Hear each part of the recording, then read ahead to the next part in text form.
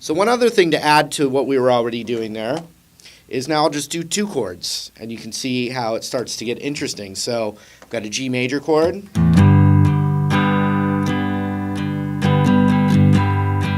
then I'm just going to go to C major, kind of standard 1-4 progression.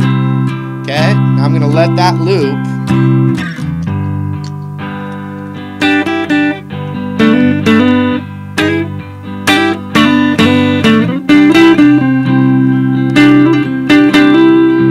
Right up there, C is right there.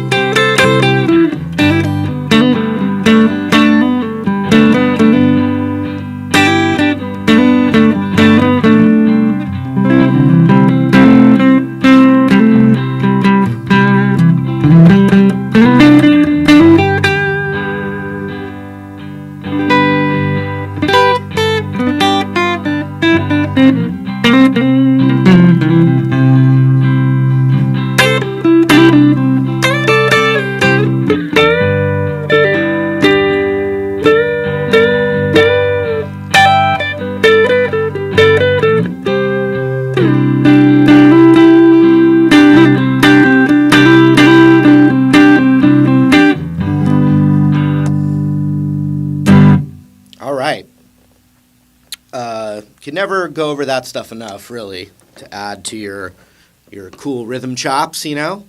It's always fun to play something other than, you know, get some flavor in there, right? Make it pop. A little bam.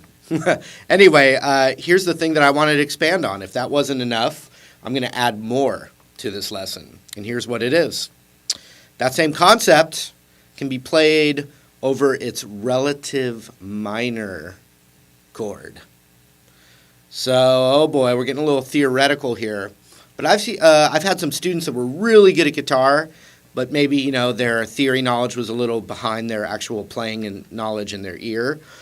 So the relative major, relative minor is a concept that, you know, I think is really important as you start relating to music in general. But so, here's how you do it.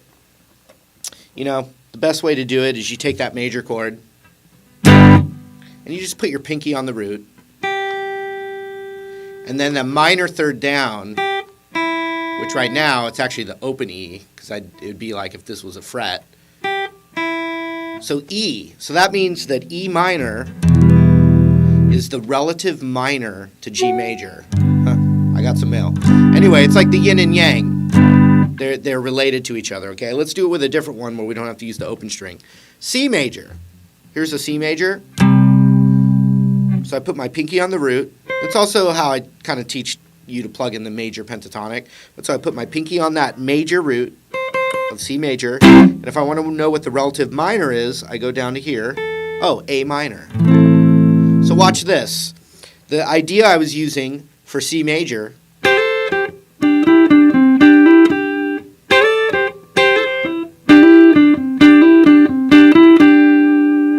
that can actually, all that stuff can work over an A minor chord, and it gives you a completely different sound. And I'm going to show you that right now. And I think it's really cool. It's like a 2-for-1. You don't have to learn anything new, just how to use it in a new way. So here's A minor. So I got the A minor going there. And I know that A minor, okay, minor pentatonic, if that's the root of minor, then its relative major would be right there, and vice versa. So C major is the relative major of A minor. Okay? So I can do C major tricks over A minor. Check it out.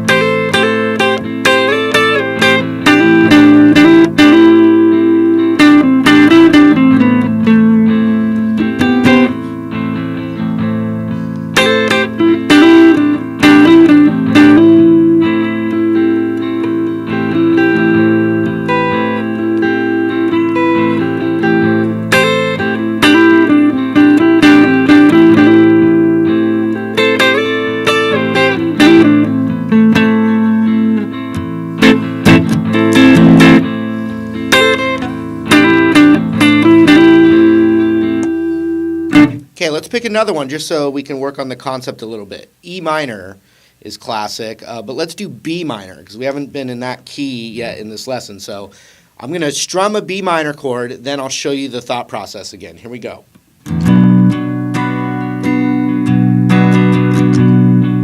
Okay, so we got B minor. What do I do? Well, minor chord, minor pentatonic. So there's the B note.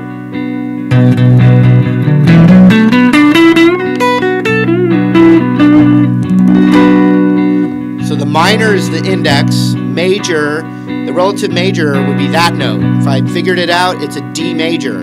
So that means D major tricks are going to work over B minor.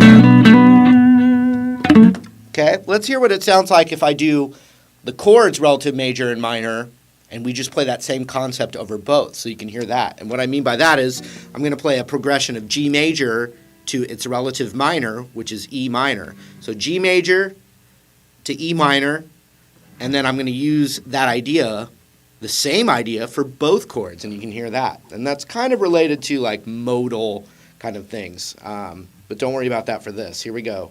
We're going to do E minor to G major, actually. Let's do it that way.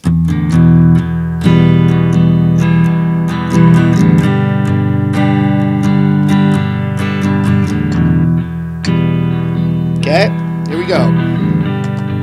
Had a little character here.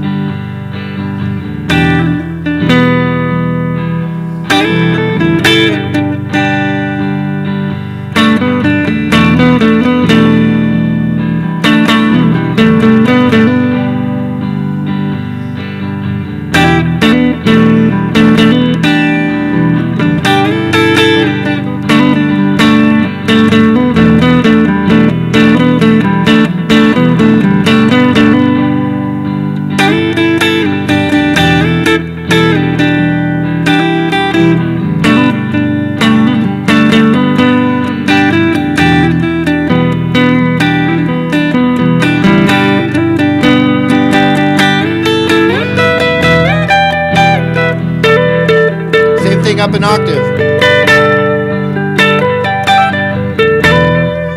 So what I was doing there was basically it like sounded like a guitar solo, but I wasn't thinking a scale. That, you know, the notes came from a scale, but I was thinking of that concept, that little chordal concept that we started this lesson with.